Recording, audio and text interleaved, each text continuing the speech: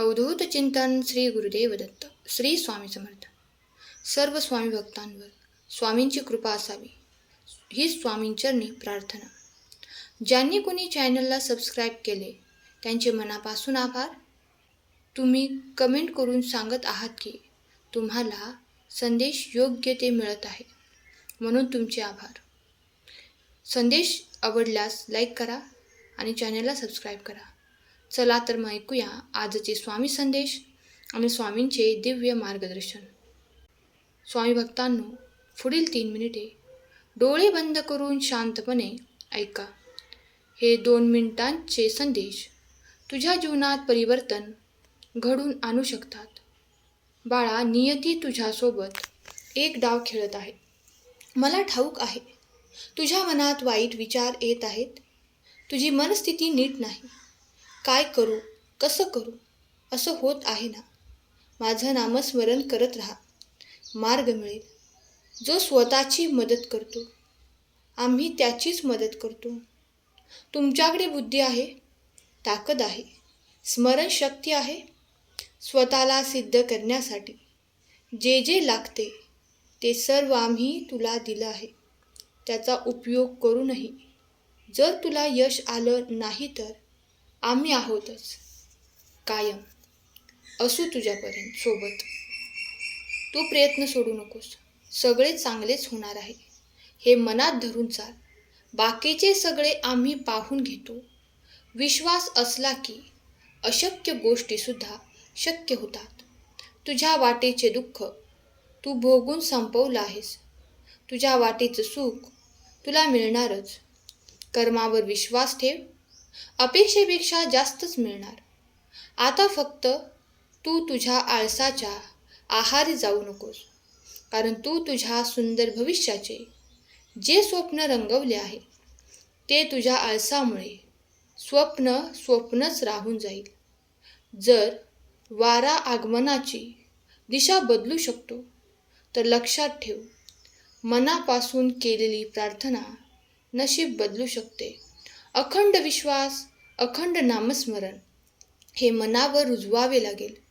बाळा, तुझा खरेपणा कोणालाही सिद्ध करू नकोस. तू किती खरा आहेस हे तुला आणि मला माहीत आहे. तू त्यांना तुझा खरेपणा कधीही पटवून सांगितला तरी त्याची त्यांना किंमत कळणार नाही. तुझे म्हणणे ते ऐकून घेण्यासाठी पात्र नाहीत. म्हणून तुझा वेळ अशा लोकांवर वाया घालवू नकोस. स्वामींचा आशीर्वाद असेल तर सर्व काही ठीक होईल. आयुष्यात पुन्हा नव्याने सुखाची बरसात होईल. वेळ बदलेल, सर्व काही ठीक होईल. आपल्याला पाहिजे तसं मिळाले दिवस की खूप छान वाटते. आयुष्य मोठे आहे, काळजी करू नको. तुझ्यासोबत आम्ही आहोत. भिवू नकोस, मी तुझ्या पाठीशी आहे. श्री स्वामी समर्थ तुमच्यावर कृपा करोत ही स्वामींचरणी प्रार्थना.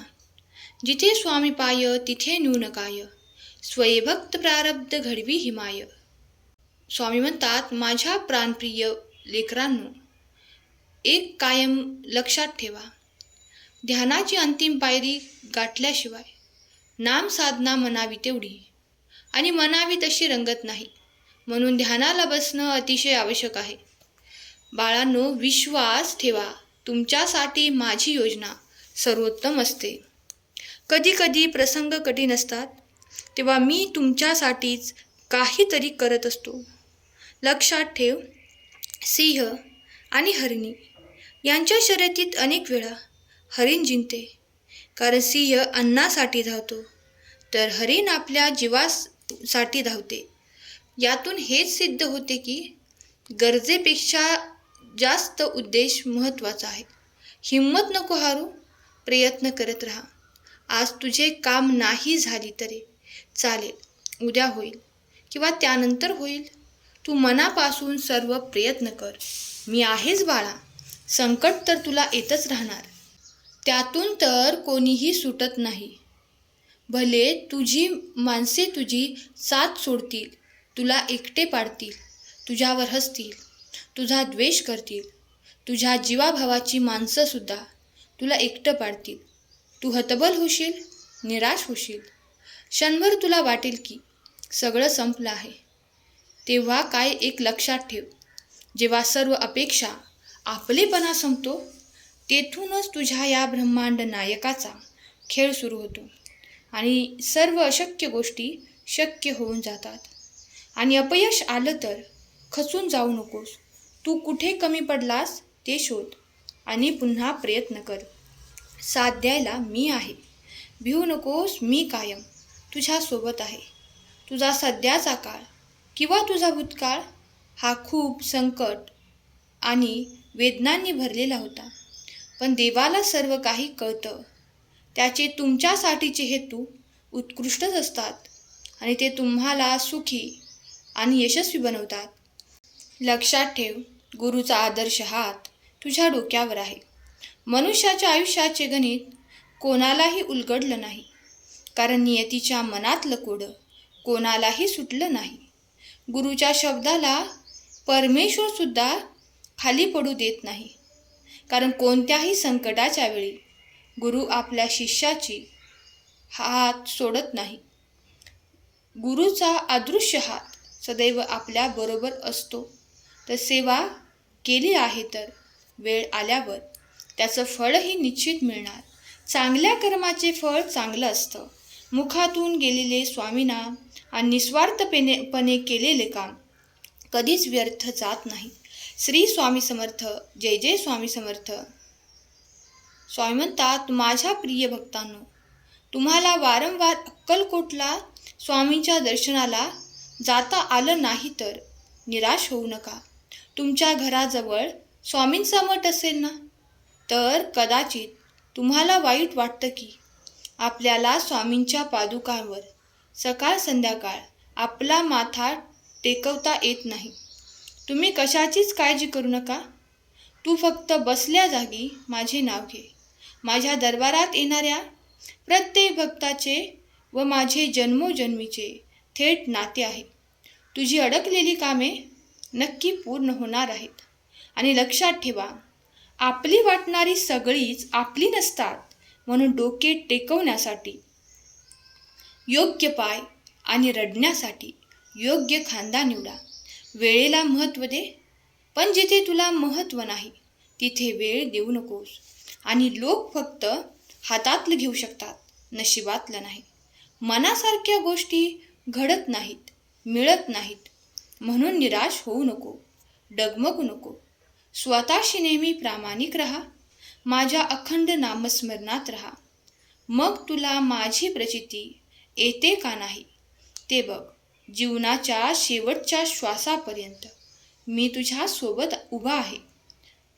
एक दिवस तुझे कर्म तुला भेटायला येतील, मग ते चांगले असो किंवा वाईट.